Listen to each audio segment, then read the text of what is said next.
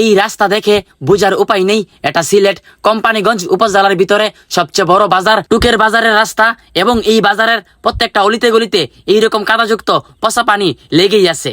Hello WhatsApp guys, আসসালামু আলাইকুম। আমি মাসুম আছি আপনাদের সাথে। গাইস ভিডিওর থাম্বনেল দেখে বুঝতে পারতেছেন আজকের ভিডিওটা কি নিয়ে। গাইস আপনারা অনেকে আমার ভিডিওর মধ্যে কমেন্ট করেছেন যে সিলেট জেলার কোম্পানিগঞ্জ উপজেলার ভিতরে সবচেয়ে বড় বাজার টুকের বাজারের কিছু রাস্তা নিয়ে ভিডিও করার জন্য, কারণ এই টুকের বাজার রাস্তাগুলা অনেক খারাপ। তো আপনাদের কমেন্টের জন্য আমি আজকে চলে আসলাম আমাদের কোম্পানিগঞ্জ টুকের বাজারে। এখন আমি এই টুকের বাজারের প্রত্যেকটা অলিতে গলিতে ঘুরে ঘুরে দেখাবো কোন জায়গার মধ্যে বা কোন রাস্তার মধ্যে এইরকম কাদাযুক্ত পচা পানি আছে এবং কোন জায়গার মধ্যে কি আছে। দেখুন গাইস, এই জায়গাটা হলো আমাদের কোম্পানিগঞ্জ টুকের বাজারের অটো স্ট্যান্ডে। এইখানে গাইস সবচেয়ে বেশি পচা এবং কাদাযুক্ত পানি আছে। দেখুন গাইস কি একটা অবস্থা। আমি এখানে আসলাম ভিডিও করার জন্য।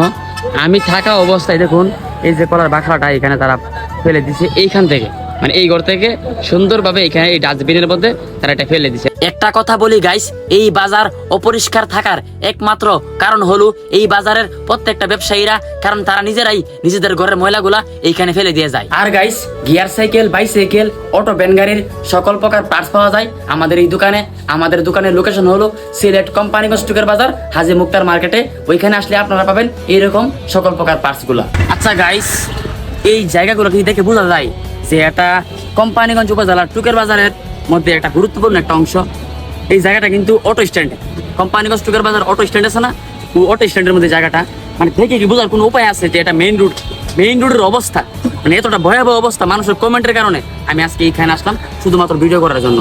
এখন আমি এইখানে আর অনেক মানুষ আছে যারা কলা ব্যবসা করে, মূলত এই জায়গাগুলো নষ্ট করতে কলা ব্যবসায়ীরা। এবং তাদেরকে আমি জিজ্ঞাসাবাদ করবো, এখন দেখি তারা কি উত্তরগুলো দেয়। আসেন দেখুন গাইস, এইখানে থাকা প্রত্যেকটা কলা ব্যবসায়ী সহ এবং এইখানে থাকা অন্যান্য ব্যবসায়ীরাও তাদের সামনের রাস্তাটা ঠিকই পরিষ্কার রেখেছে, কিন্তু পিছনের মেইন রোডটাকে তারা ডাস্টবিনে পরিণত করে ফেলেছে।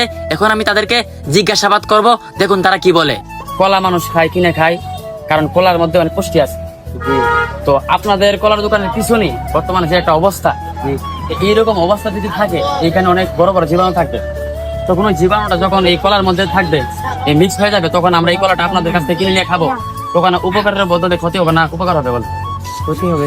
এখন আপনাদের কাছে আমার একটাই রূপে না, জায়গাটা যেটা আপনারা পরিষ্কার, আমরা আজকে আপনার এনে পরামর্শ আজকে আমরা সবাই আজকে পরামর্শ করছি কিছু টাকা মিলাইয়া আপনার সন্ধ্যা টাইমে সব কিছু সাফ করা হবে। পরিষ্কার পরিচ্ছন্নতা ইমানের একটা অংশ। এইখানে থাকা প্রত্যেকটা কলা ব্যবসায়ীকে আমি বলবো আপনারা দয়া করে এইখানে আর আবর্জনাগুলা ফেলবেন না। এখন গাইস আমি যাব বাজারের ভিতরে, এখন দেখাবো বাজারের ভিতরের দৃশ্যটা। এখন গাইস আমি আসি বাজারের ভিতরে। এই যে বর্তমানে যে এই টুকের বাজার রাস্তাগুলোর এই অবস্থা, আপনাদের কাছে কি ভালো লাগে না খারাপ লাগে? শুধু খারাপ লাগলে হবে না, এই বাজারের বা এই রাস্তার অবস্থার জন্য প্রত্যেকটা ব্যবসায়ীরা দায়ী। এর কারণ হলো আমাদের ময়লা আবর্জনাগুলা আমরা রাস্তার মধ্যে ফেলে দিই সহজভাবে, এই কারণে আমাদের আজকে এই দশা। আমরা টাকা পয়সা দিতাম করে, আপনারা যারা আছেন তারা ঠিক করবেন। আপনারা তো অপরিষ্কার করছেন, আপনারা তো ময়লা আবর্জনা ফাঁস করে শুধু বুঝে সামনে ফেলাই দেন। যদি আপনারা বাজার কমিটি তো ফেলাইছেন না জায়গাটাকে, আমরা যদি ঠিক থাকি পরিবেশন ঠিক থাকবো। নিজে ঠিক দুনিয়া ঠিক। এখন বাজার কমিটির দৃষ্টি আকর্ষণ করতেছি যে আপনারা এখন আপাতত এই রাস্তাগুলা পরিষ্কার করেন। এরপর থেকে একটা আইন করবেন, যে দোকানের সামনে ময়লা আবর্জনা থাকবে ওই দোকানকে আপনারা জরিমানা করবেন, এবং সরাসরি যদি এই রাস্তার মধ্যে এইখানে কেউ ময়লা আবর্জনা ফেলে তাহলে তাকে জরিমানা করবেন। এইরকম আইন করলে আশা করি কোনো ব্যবসায়ীরা তার দোকানের সামনে ময়লা আবর্জনাগুলা কোনোভাবেই ফেলবে না। গাইস আমি এখন সম্পূর্ণ টুকের বাজার ঘুরে আসলাম। তো সবচেয়ে বেশি অপরিষ্কার এই জায়গাটা, মানে সবচেয়ে বেশি অপরিষ্কার। আর এই জায়গাটা অপরিষ্কার করেছে এইখানে থাকা প্রত্যেকটা কলা ব্যবসায়ীরা। আমি তাদেরকে বলে গেছি যেন তারা এটা পরিষ্কার রাখে।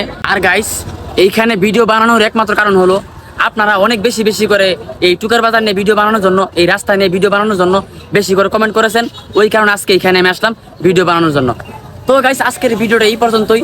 যদি আমার ভিডিওগুলো আপনাদের কাছে একটু ভালো লেগে থাকে তাহলে অবশ্যই শেয়ারতে পাশে থাকবেন। ধন্যবাদ সবাইকে, আল্লাহ হাফেজ।